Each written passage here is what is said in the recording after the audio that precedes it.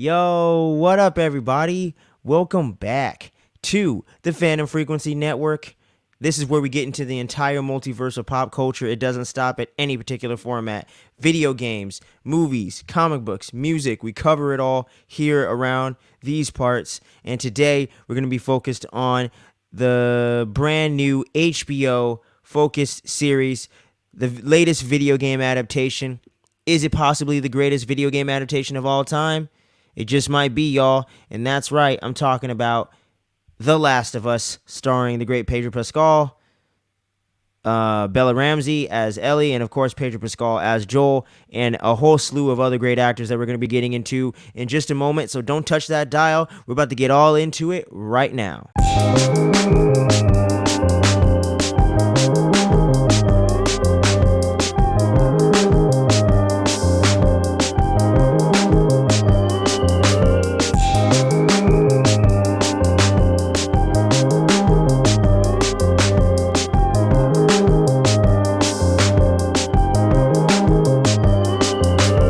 So, here we go. This is the latest recap. This is the first recap of the year, the first TV show review, if you will, we're going to be doing. And we're going to be getting these out to you guys every single week, every single Monday, potentially maybe on Sundays as well. But by every single Monday, you're going to be getting a brand new recap / review of The Last of Us. And we're coming in hot, y'all, with this premiere because I got to say, off the bat, I absolutely loved this premiere episode. It was fantastic, man. Just going from the opening scene of that 1960s talk show where they're breaking down what this whole fungi is and what the whole infection is that's going to actually end up ravaging the world and turn it into the world that we all know from The Last of Us, or for those of you that have played the game. I myself have only gotten through very, very early chapters in the game. I think I got maybe through the first 2 or 3 because I suck at that type of gameplay in the survival horror games. So I have not beat the game yet, but I do own the first game. I do love the parts of the story that I did see. It is heart-wrenching. It is captivating. It is intense. It is everything, man. It is one of the best games of all time for sure. I just completely suck at it, but it's one of the best games when it comes to storytelling, bar none. All generations, doesn't matter.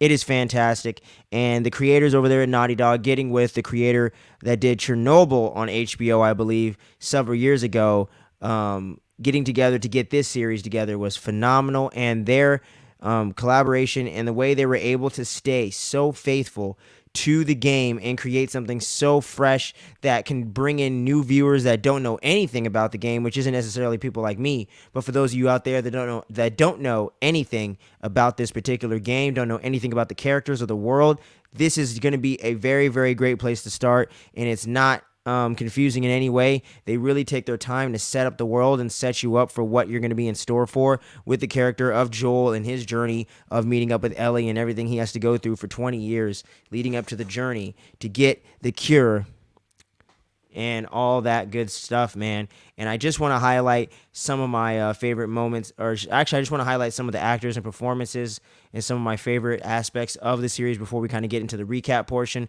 where I break down some of the biggest plot points and all that stuff, all the details, where things are going to potentially go in the next episode and all that. But starting off with some of my favorite characters, some of my favorite moments, the whole entire first 30-40 minute opening, first act, if you will, of this 90-minute premiere, which in and of itself is awesome, by the way. It makes it feel like almost its own standalone movie that's about to set up a whole series of films, but instead it's a series. But I love the way they just set the stage for everything to come and for letting us get to know the family that is Pedro Pascal's character of Joel and the great young Nico Parker, who I think is going to have a really big, bright future ahead of her as his daughter Sarah, and Gabriel Luna as his brother Tommy. And that is actually the first character I want to highlight right there. Gabriel Luna as Tommy.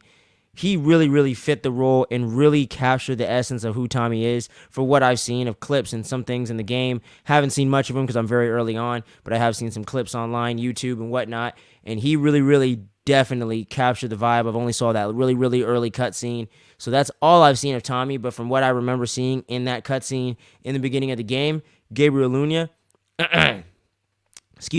Gabriel Luna definitely nailed the role, and I really liked his charisma and presence on screen and his dynamic with Pedro Pascal's Joel. They definitely seem like brothers. And Gabriel Luna is an actor that seems to be getting better and better with everything he gets involved in. And I really dug him as the Terminator in Terminator Dark Fate. I thought the movie was just decent at best, but I thought he was awesome in it. He played a pretty good Ghost Rider there on Agents of S.H.I.E.L.D., one of the only elements of that show that I ever watched or saw that I thought was actually kind of cool. So I got a lot of love for Gabriel Luna, I guess you could say, and I'm happy to see him in this series. And he did a phenomenal job with the small amount of screen time he was given so far. I am so intrigued to see where things are going to go because I don't know the whole entire story of the game. So I'm going to be riding along with some of y'all out there that know nothing about it. I'm going to be one of those people that's going to have to wait and see what they have in store for us for sure. But one of the other characters I want to shout out to here in that first opening act, if you will, is going to be Nico Parker's Sarah. All the way down to the t-shirt. They absolutely recreated the character and then some. I thought Nico Parker did such a great job at bringing her own essence and bringing her own vibe to the character while still hearkening back to the relationship that the character has with Joel and them as father and daughter. And they never allude to what happens to the mother in the game or the series. So happy to see they're still staying faithful in that way. And that's the number one word you're going to hear me say the most, and that's the number one word of today, kids. The word of the day, kids.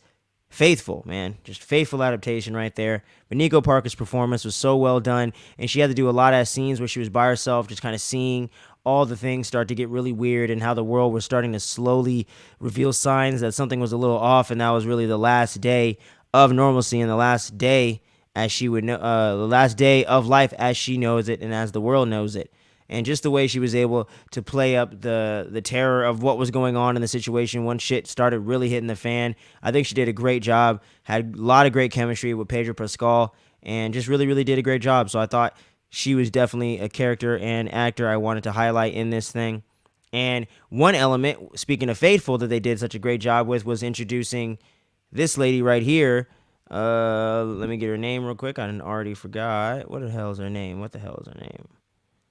Oh my gosh, dude. I can't believe I forgot, man. I got it right here. Hold on a second.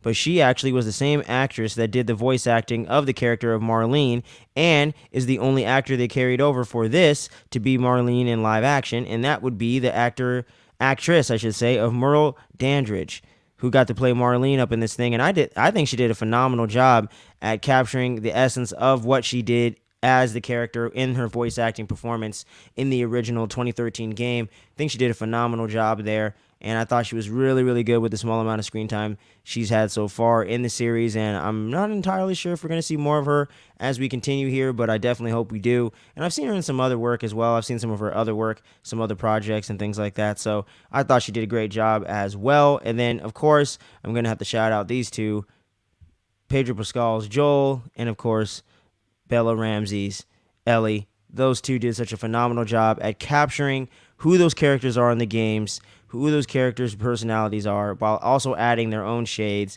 and their own flavor to the characters and fleshing it out and bringing something with them as performers. And that's what you want when you cast actors to do these things. So I thought they did a great job in that regard, great chemistry with each other, and just phenomenal performances, man. So gotta shout out there. So getting into the recap portion of the show, as I mentioned earlier, we picked up with 1968. They're having the newscast, and you have that one actor that actually played the character of Jonathan in The Mummy, for those of you that know what's up with that. And much love to all of you out there that have been checking out our Mummy review. I'm going to throw a card up for that. We actually did a spoiler review for The Mummy, one of our retro reviews where we were discussing, how I discovered the film and all the different aspects about it that I love and some of the behind the scenes and all that. Y'all have gotten that video to well over 8,000 views, and so much love has to be sent your way. Thank you so much, guys, for continuously supporting that video and getting that out there.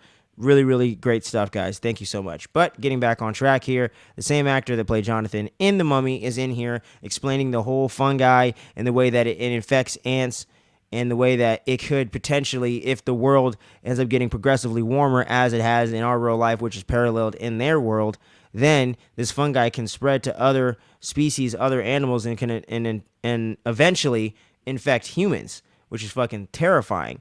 And it's crazy how this is kind of scientifically, it's theoretically possible, as according to science, that this potentially could happen if certain factors were to come into play. So it's really, really terrifying to think about, man. And that's the one thing I love with the way that they use this as something new that they can add to the story, and something that's going to add a lot of dread and foreshadow a lot of things that are to come with the series, with the way they open it up like that. So then we jump forward 70, 98.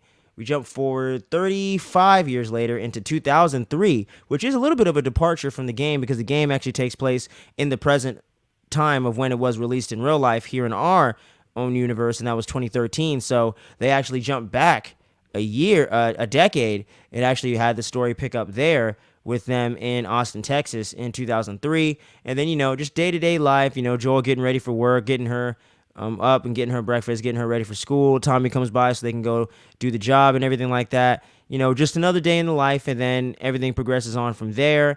And then as the world starts to slowly unravel, as Sarah's out trying to get a present for Joel because it's his birthday that day, he gets home late, and then he ends up having to go bail Tommy out of jail. And then while Sarah was left alone, she actually has to go, the dog's like freaking out from the next door neighbors, who she actually frequents their house sometimes and hangs out with some of the elderly couple that lives there. And the one lady that lives there, actually, that's married to the other guy, she's actually very ill, and she's wheelchair ridden, so she doesn't really walk around or do too much anymore. She doesn't even really speak either, but she'll go over there and help him out with stuff, and she'll work on her homework while she watches the lady for him and everything. So, just being a nice neighbor and whatnot. But the dog's freaking out, and then she ends up going over there, seeing that the door's open, and that's because the lady then gone full-on zombie mode. And they had actually alluded to that earlier, because she was like sitting in the background in this one shot where Sarah's in the living room of the old lady's house, and she's looking at something, and she's focused on in the camera in the foreground, and all you see in the background is the old lady like twitching and shit, like blurred out in the background. And I love when horror or thriller or movies or TV series play with the foreground and background and use every element of the scene and everything in the background to really make you look and get like almost paranoid and like not know what's gonna happen and just be on the edge of your seat. So definitely love the way that they did that. That was really fucking awesome. Well, let's see. So after that, shit hits the fan. The lady's all freaking out, eating her husband and eating the other lady, or she bit the husband, and now she's eating up the other lady that was there earlier as well. And then you see all these weird like tentacle things coming out of her mouth, almost like xenomorph style, which is something new they added to this as well that it wasn't in the original game, if I'm not mistaken. And the way that they kind of expanded the lore of the spores and the fungus and the whole infection itself is interesting, and I'm really, really curious to see where it goes from here. And then as that continues, Joel and Tommy get back just in the nick of time to save her, and then they're straight up recreate the sequence from the opening chapter of the game, where from your POV shot in the car with Joel and Tommy and Sarah as they're trying to escape out of town, as everything has gone to shit around them. Everything from the burning building to everything on the highway, the couple that's stranded on the highway and everything, and Joel's like, keep going, fuck them, let's keep moving. Like, everything is just recreated almost verbatim, but it's so well done, and it just feels like a natural, organic part of the show. They never stop and say, hey, fan service, take a look at that. It's not like a universal fucking tram ride where they got to point out all the references to you every 10 seconds. They let it go. They implement it into the story in an organic way that makes sense. But if you don't know the game, it doesn't take you out of it or make you feel like you're missing something at the same time. And that's the tricky tightrope that every writer, director, filmmaking team has to do when they're trying to adapt anything from any other source material, especially video games. Is such a tight rope in being able to recreate these gameplay sequences and recreate these moments from the cutscenes without feeling like it's forced, or without feeling like you have to stop and make a pause on the story you're trying to tell as the writers and creators of the new adaptation. So I think they're doing such a great job of just bringing everything from the game into this and adapting it in a faithful way, but a way that makes sense and just enhances everything that came before, but also doesn't take away from people that don't know what's different and what's the same. So, phenomenal job there. That whole entire sequence, I just absolutely loved it, leading all the way to the most tragic moment of the story that I'm aware of at the moment, at least, and I'm pretty sure it goes down as the most tragic moment in the whole Last of Us canon, if you will, is the death of Sarah, when the military guy stumbles onto him, and then he's like, hey, stop right there, and he's not sure if they're infected or not, and he gets the order to take him out, regardless, no questions asked. And he's like, I'm sorry, y'all. And then Joel tries to turn around quick enough so that way the bullets will hit him instead, but he just gets shot in the leg while Sarah got hit in the stomach or in the kind of kidney area, and she ends up just not making it. And there's nothing Joel's able to do, and it is absolutely heartbreaking, man. Like, I was so bummed watching that scene. Even though I knew it was coming, it still hit me, man. Like, and there's no way you can just get to that point in the storyline, no matter how many times you've seen it or read it or watched it, and not have that hit you in the feels. You know what I'm saying? So that was just so well done, and just phenomenal acting on the part of Nico Parker and Pedro Pascal. Just great work, man. Like, you just felt that moment, true blue, in your soul, man. And if you didn't, you're dead inside. I tell you, you're dead inside. But as we move forward, we're gonna from there we jump forward 20 years. So now we are in the present time of the year that we're all living in right now of 2023, and they've jumped forward 10 years past where the game did. So you get a little bit of an older Joel than you get at least in the first game. I don't know nothing about Last of Us Part 2, so please don't spoil that in the comments for me. I know I'm late, but I just don't want to get spoiled yet. I want to get to that when I get to that, or wait till the show adapts it. Want to keep it fresh, you know? But now the world is fucked up, and Pedro Pascal's Joel has now relocated to Boston, Massachusetts, and he's over there with Tess and everything, and they've just been making their way, trying to make, just been doing fucked up things and taking out whoever they need to and doing whatever it takes to live and survive, and they've managed to do it for these last 20 years, and they're living in Boston, and you got the Firefly movement coming up, trying to take out the military regime that's in charge at the moment. That seems like it's just a straight up what the hell's wrong with me right now?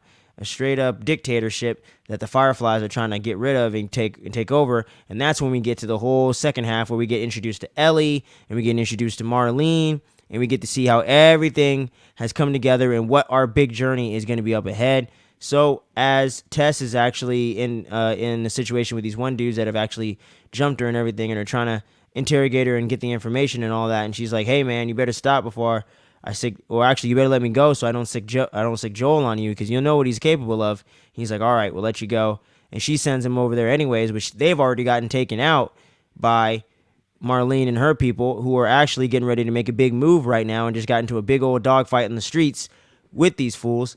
So that's all going on. Joel's over here having to bribe and do drug deals with the military people and all that, and he's got this guy on the inside that's supposed to be getting him resources to get him a vehicle so that way he can get over to Tommy, because he hasn't been able to get contact to Tommy for several days, if not weeks now, and they've never gone more than a day without speaking, even through all the crazy shit that's gone on in the last 20 years. So that's a big concern of his right now. He wants to know what happened to his brother, and that is one thing I also don't know where that's going to go, so I'm going to be just as surprised as he is going along the journey as the episodes premiere each week. But yeah, so they're going through all that, and then we end up getting reintroduced to Marlene here and getting the whole background of how she got Ellie, how they took her in, what her whole backstory is of being an orphan and all that, and how there's a big secret that they're trying to hide that we will get into in just a little bit here, but I'm sure you video game fans obviously know. And Ellie is a big deal, and she is the key to there even being a future of anything being back to what they remember as life back in 2003. So they commissioned Joel and Tess to transport her all the way across the country to the West Coast to meet up with the other kind of cell of the Firefly kind of rebel movement, the rebel base over there, if you will. So that's their journey, that's their mission, and they're going to get a big old commission out of it, obviously. So they're going to transport Ellie over there, and that's when we kick off the whole storyline we all know from the games and everything like that. And it's just phenomenal sequence as well, where we find out what's so important about Ellie when it's revealed that when the guy tries to test her and see if she's infected, she stabs him in the leg and shit, because the guy that he was actually bribing stops them outside the wall when they're trying to get on the mission, and then they have to try to get away from his ass. Ellie stabs him when he tries to test her, and then Joel, when he's about to shoot him and shoot her, he ends up tackling the dude and beating him to death with his bare hand. I repeat, not hands, hand. So that was pretty crazy too right there. And then Ellie's like, "Oh shit, man, you just watch fucking Joel beat the hell out of this guy to death, and you really get to see that hard edge and that darker side of the Joel that's festered and, become what he has become over the last 20 years. So that was just another great aspect of great acting on Pedro Pascal's part. This guy, man, just a freaking legend right now, living legend right here. So, and then that pretty much ends it off right there, because Tess realizes that Ellie is infected because she failed the test, because the little tester's reading red, and then they have her pull up her sleeves, and she's like, "Hey, look, I had this for like 2-3 weeks and I'm not even turned yet. And that's the whole thing, that she appears to be immune, and her immunity could be the cure, could be the key to creating a cure, and that's essentially what the Fireflies on the West Coast are trying to do. So that's the whole mission, and that pretty much tees it off and sets you up. And then you get the big old cool ass epic shot of the buildings that one building that's fell into each other, the two buildings side by side from the second or third chapter of the game. And that's probably like the last big section I got through in the game because I just got stuck on the museum. So now we know what's going to happen, or us game fans or fans of the game or whatever, you know what I mean, people that have played it. Now we know what's going to be the big old thing in episode 2, them getting through the building there, which that was a really, really tense part of the game and really, really great part of the story in general. So can't wait to see that all go down next week. But that pretty much wraps up all the big plot points of the episode. And once again, I gotta say, and I can't say it enough, this show is fucking phenomenal so far. This is what we've been wanting as fans and as nerds and as geeks out there in the fandom frequency, in the fandom, pop culture zeitgeist is what I was trying to say. For all these years since I've been doing these video game movies, this is what we've been waiting for. Something that's faithful, something that enhances things to make it better, not enhances things for the hell of it, and actually is trying to stay faithful and bring the story to life in the way that it should be told, the way that it was told, and the way that it needs to be told in a longer series format, to let things breathe, to let the characters develop, to let the world develop, and to let the characters get immersed into the world and connect to what's going on and really, really want to be along for the ride. And that's the whole reason with video games being so damn interactive and going on for so many hours. Some games can go up to 50 to some hundreds of hours of gameplay. So series really allows video games to really dive all in and get into that format. So I absolutely love the fact that that's the way it's gone down. That's the way that it's going to be. And I love that The Last of Us, to me, is hands down the best video game adaptation of all time and is going to be for a long time. And this is now the fucking standard. This is now the bar that they have to try to hit for these video game adaptations, for series, movies, whatever. Super Mario Brothers, y'all got a big old task to do, because obviously that's a movie. I have faith that they can adapt an animated Super Mario Brothers movie and do it in an hour and a half, 2-hour format.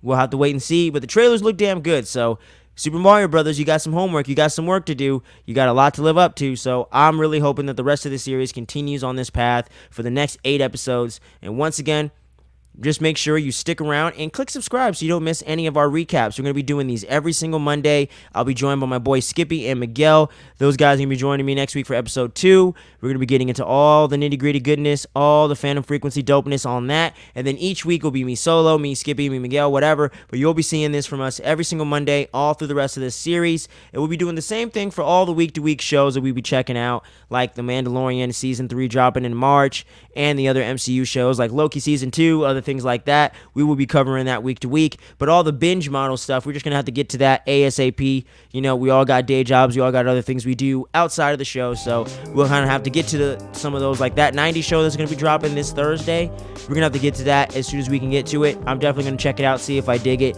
give it a fair shot, and see if they can recapture some of the magic of that. So make sure you stay tuned for all the dope stuff we got going on around these parts. And until we see you guys again next time, make sure you stay tuned, don't sleep, much love, and peace out.